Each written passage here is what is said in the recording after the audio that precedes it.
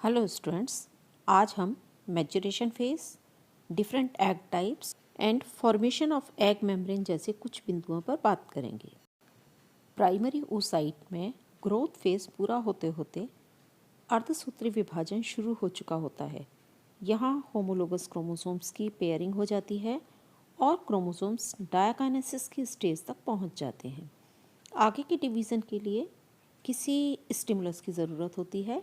ये स्टिमुलस चाहे तो ओवम में स्पर्म का टच हो या कोई एक्सटर्नल फैक्टर हो या कोई हार्मोन हो, लेकिन प्राइमरी oocyte में होने वाला मियोटिक डिवीज़न प्राइमरी स्पर्मेटोसाइट से अलग होता है, क्योंकि प्राइमरी स्पर्मेटोसाइट में मियोटिक डिवीज़न के परिणाम स्वरूप समान आकार की 4 डॉटर सेल्स बनती हैं, लेकिन ओवम में क्योंकि फूड स्टोर्ड होता है, इस वजह से यहाँ पर ऐसा संभव नहीं हो पाता है। मैच्योरेशन फेज में प्रवेश करने के बाद प्राइमरी oocyte के न्यूक्लियस की मेम्ब्रेन टूट जाती है। क्रोमोसोम्स और न्यूक्लियर सैप फ्री होके साइटोप्लाज्म में आ जाते हैं। न्यूक्लियर सैप में प्रेजेंट mRNA, tRNA, राइबोप्रोटीन और इन्फॉर्मोसोम्स भी साइटोप्लाज्म में मिल जाते हैं। ये सब पदार्थ भ्रूणीय विज्ञान में इम्पॉर्टेंट रोल प्ले करते हैं। क्रोमोसोम्स छोटे और मोटे हो जाते हैं और सेल के बीच में इकट्ठे हो जाते हैं या केंद्रित हो जाते हैं। अब ये गुणसूत्र एग सेल की पेरिफेरी पर आकर सेल सरफेस के राइट एंगल पर जमा हो जाते हैं। तारक का या सेंट्रोसोम 2 सेंट्रोमियर्स में डिवाइड हो जाती है। ये दोनों अपोजिट पोल्स पर पहुंच जाते हैं और वहाँ पर एस्ट्रल रेज का निर्माण करते हैं। ये एस्ट्रल रेज क्रोमोसोम्स के सेंट्रोमियर से जुड़ जाती हैं।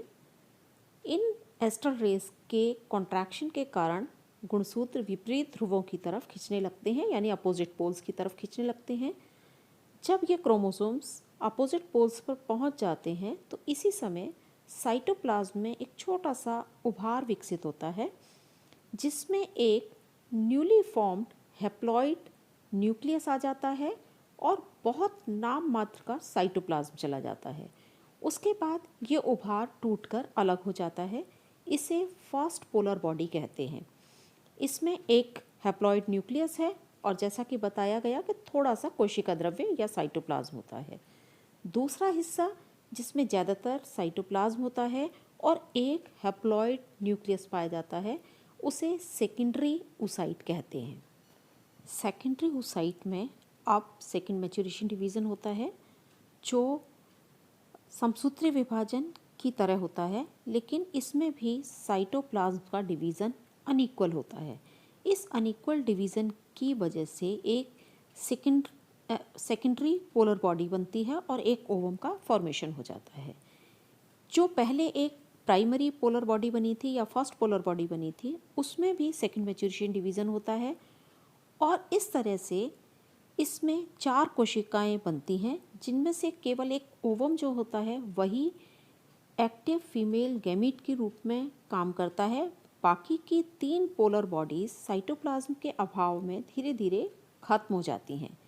ज़्यादातर एनिमल्स में मैच्योरेशन डिवीज़न में केवल फर्स्ट मैच्योरेशन डिवीज़न या मियोटिक डिवीज़न होकर ही रह जाता है, लेकिन जो सेकेंड मैच्योरेशन डिवीज़न है वो फर्टिलाइजेशन के समय होता है।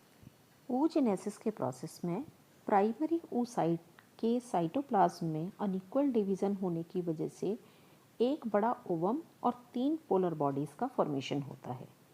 oogenesis की क्रिया में विभाजन का जो मुख्य उद्देश्य है वो गुणसूत्रों की संख्या को कम करना है, यानी हैप्लॉइड नंबर ऑफ क्रोमोसोम्स रह जाएं ओवम में। यदि विभाजन समान हुआ तो जो प्राइमरी एग सेल है या प्राइमरी oocyte है, उसमें स्टोर्ड फूड भी 4 भागों में डिवाइड हो जाएगा और भ्रूण के विकास के लिए खाद्य पदार्थ नहीं बचेंगे। इस वजह से प्राइमरी oocyte में ये फूड स्टोर्ड रहे या आरक्षित रहे, जिससे कि भ्रूण का विकास आराम से हो सके और उसको पर्याप्त भोजन मिल सके। इस वजह से यहाँ पर साइटोप्लाज्म का डिवीज़न अनइक्वल होता है। डिफरेंट एनिमल ग्रुप्स में मैच्योर्ड ओवम में योक की मात्रा और उसका डिस्ट्रीब्यूशन अलग अलग प्रकार का होता है और इस आधार पर एग भी अलग अलग प्रकार के होते हैं। पहले हम बात करते हैं योक के अमाउंट के आधार पर एग के टाइप्स की। फर्स्ट है इसमें ए लैसीथल। इस प्रकार के अंडों में योक बहुत कम या बिल्कुल नेग्लिजिबल होता है और ऐसे अंडे पारभासी दिखाई देते हैं। जो हायर मैमल्स हैं उनमें प्लेसेंटा पाया जाता है, फॉर एग्जांपल ह्यूमन बींग्स, और उनके अंडे ए लैसीथल एग होते हैं। सेकंड है अल्पपीतकी या माइक्रोलैसीथल या फिर इसको ओलिगोलैसीथल भी कहा जाता है। इस तरीके के अंडे आकार में छोटे होते हैं और इनमें योक की अमाउंट बहुत कम होता है।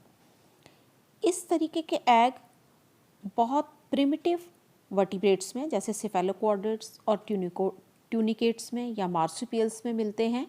सी अर्चिन में और एम्फिऑक्सिस में भी इसी प्रकार के अंडे पाए जाते हैं। थर्ड एग टाइप है मीसोलैसीथल या इसको मीडिया लैसीथल भी कहते हैं। इस कैटेगरी में वो एग्स आते हैं जिनमें योक की मात्रा ना तो बहुत ज़्यादा होती है ना बहुत कम होती है। फॉर एग्जांपल पेट्रोमाइजोन, डिप्नोई और एम्फीबिया। इन सब में जो एग होते हैं वो काफ़ी डेंस फील होते हैं। योक के अमाउंट के आधार पर फोर्थ एग टाइप है पॉलीलैसीथल या मैक्रोलैसीथल, जिसको हिंदी में बहुपीतकी कहते हैं। इस कैटेगरी में आने वाले एग्स में योक की मात्रा बहुत ज़्यादा पाई जाती है और इस तरीके के एग्स कार्टिलेजिनस और बोनी फिशेस के होते हैं, रेप्टिलियंस के होते हैं और बर्ड्स के एग्स। इसके अलावा एग लेइंग मैमल्स में भी इसी प्रकार के एग्स पाए जाते हैं।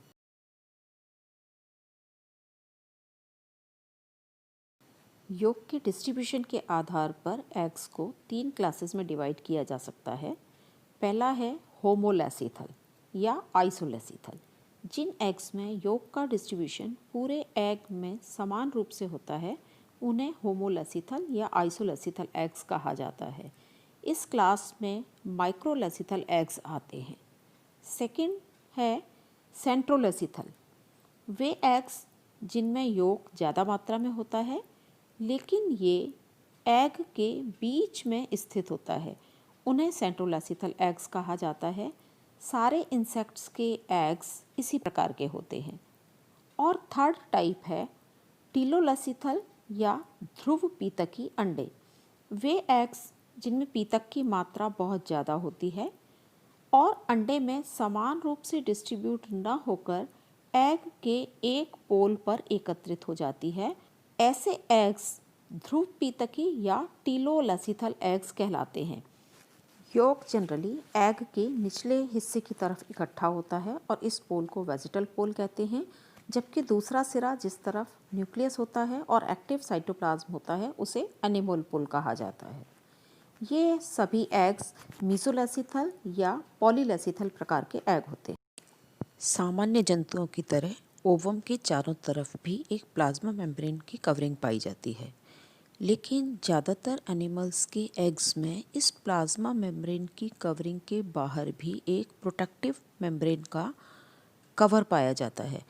इन झिल्लियों को एक्सेसरी एग मेम्ब्रेन्स कहते हैं और इनके ओरिजिन के आधार पर ये झिल्लियाँ निम्न प्रकार की हो सकती हैं। पहली हैं प्राइमरी एग मेम्ब्रेन्स। ये मेम्ब्रेन्स एग और फॉलिक्यूलर सेल्स के बीच एग और फॉलिक्यूलर कोशिकाओं के द्वारा फॉलिक्यूलर सेल्स के द्वारा ही सिक्रीट की जाती हैं। शुरू में ये झिल्लियाँ म्यूकोपॉलीसैकेराइड की बनी हुई होती हैं, लेकिन बाद में इनमें फिलामेंटस प्रोटीन भी जमा हो जाता है। ये इस तरीके से प्लाज्मा मेम्ब्रेन के बाहर बनी हुई झिल्लियाँ प्राइमरी एग मेम्ब्रेन्स कहलाती हैं और अलग अलग प्राणियों में इनको अलग अलग नामों से जाना जाता है। पहली है विटेलाइन मेम्ब्रेन। ये झिल्ली म्यूकोपॉलीसैकेराइड और फिलामेंटस प्रोटीन की बनी हुई होती है और प्लाज्मा मेम्ब्रेन के चारों तरफ पाई जाती है।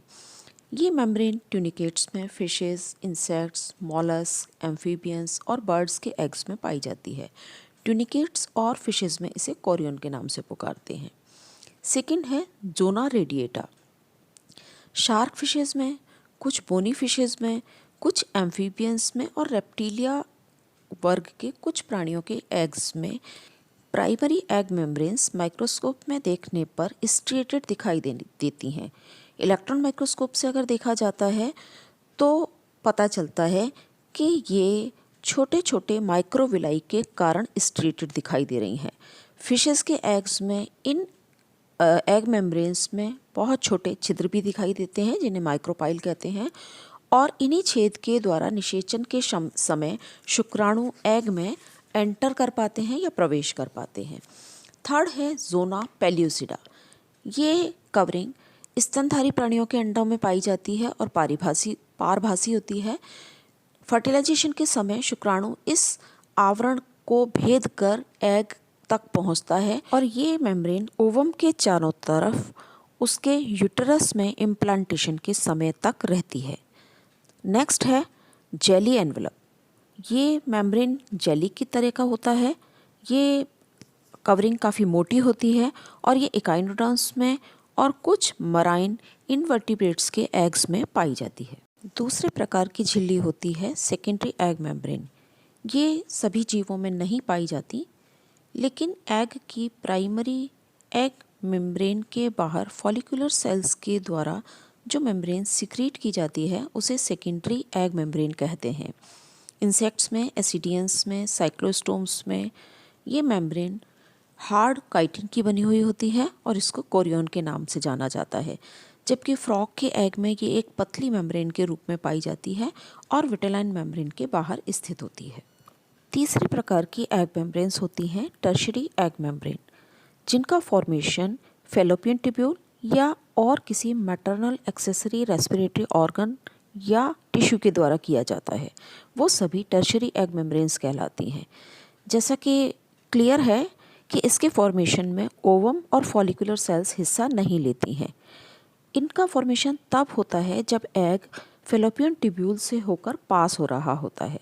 ये अलग अलग एनिमल्स में अलग अलग तरीके की होती हैं। जैसे ओविपेरस कार्टिलेजिनस फिशेस के एग्स में एल्बुमिन और horny egg capsule tertiary egg membranes हैं। इनका फॉर्मेशन फैलोपियन ट्यूब्यूल में प्रेजेंट शेल ग्लैंड्स के द्वारा होता है। एम्फीबियन एग्स के बाहर भी एक जेली कोट पाया जाता है जो फैलोपियन ट्यूब्यूल के द्वारा सिक्रीट किया जाता है और ये एग्स को पानी में किसी सहारे से चिपकने में हेल्प करता है।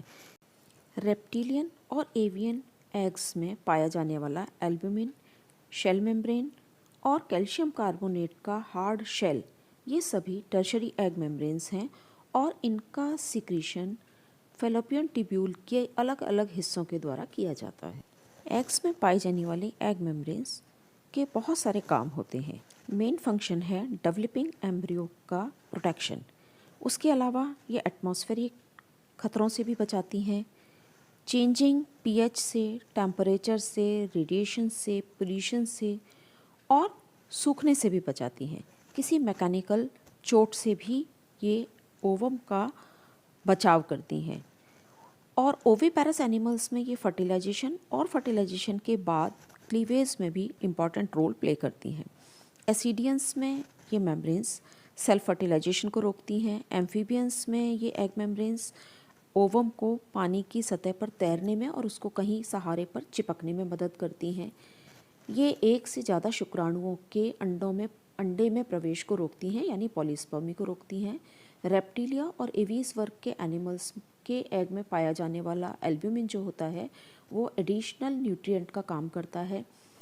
मेमेलियन एग्स में जोना पेल्यूसिडा भी पॉलीस्पर्मी को रोकता है और फर्टिलाइजेशन के बाद क्लीवेज को भी इंड्यूस करता है। Now the significance of oogenesis। oogenesis की प्रक्रिया के द्वारा एक non motile haploid female gamete और 3 पोलर बॉडीज़ का फॉर्मेशन होता है। पोलर बॉडीज़ यूजलेस होती हैं, उनका फर्टिलाइजेशन में कोई रोल प्ले नहीं होता है, लेकिन जो एक नॉन मोटाइल हैप्लॉइड गैमीट तैयार होता है, फीमेल गैमीट तैयार होता है, उसमें स्टोर्ड फूड रहता है जो डेवलपिंग एम्ब्रियो की सारी ज़रूरतों को पूरा करता है। और इस तरह oogenesis का मेन काम है क्रोमोसोम्स का नंबर, हाफ करना और ओवम में फूड का स्टोरेज। oogenesis की पूरी क्रियाविधि को इस सिंपल डायग्राम के द्वारा समझा जा सकता है, जिसमें प्राइमरी जर्म सेल जो कि 2n होती है रिपीटेडली माइटोसिस के द्वारा ओगोनिया सेल बनाती है। ये सभी डिप्लॉयड या 2n नंबर वाले होते हैं। ये मल्टीप्लिकेशन फेज होता है। उसके बाद नेक्स्ट है ग्रोथ फेज, जिसमें ये ओगोनिया ग्रो करती है, वाइटलोजेनेसिस होता है, फूड को स्टोर करती है और अब इसको कहते हैं प्राइमरी oocyte। ये भी 2n नंबर होता है यानी डिप्लॉयड होती है। उसके बाद इसमें मियोसिस होता है। मियोसिस के फलस्वरूप इसमें सेकेंडरी oocyte और एक पोलर बॉडी या फर्स्ट पोलर बॉडी का निर्माण होता है। First meiotic division reductional division होता है, जिसके परिणाम स्वरूप क्रोमोसोम्स का नंबर आधा रह जाता है। इसका मतलब ये हुआ कि सेकेंडरी oocyte और फर्स्ट पोलर बॉडी दोनों में ही क्रोमोसोम्स का नंबर हाफ होता है, n नंबर होता है, दोनों हैप्लॉइड होते हैं और ये अवस्था मैच्योरेशन फेज है। उसके बाद सेकेंड मियोटिक डिवीज़न होता है और सेकेंडरी oocyte में भी और फर्स्ट पोलर बॉडी में भी। फर्स्ट पोलर बॉडी में सेकेंडरी मैच्योरेशन डिवीज़न के फलस्वरूप 2 पोलर बॉडीज़ बनती हैं जो बाद में बेकार हो जाती हैं। ये सभी हैप्लॉइड होती हैं, लेकिन सेकेंडरी oocyte में सेकेंड मैच्योरेशन डिवीज़न होने के परिणाम स्वरूप एक ओवम और एक पोलर बॉडी बनती है। ये पोलर बॉडी भी नष्ट हो जाती है। इस तरीके से oogenesis की प्रक्रिया के परिणाम स्वरूप एक प्राइमरी जर्म सेल से एक नॉन मोटाइल हैप्लॉइड ओवम और 3 पोलर बॉडीज़ का फॉर्मेशन होता है।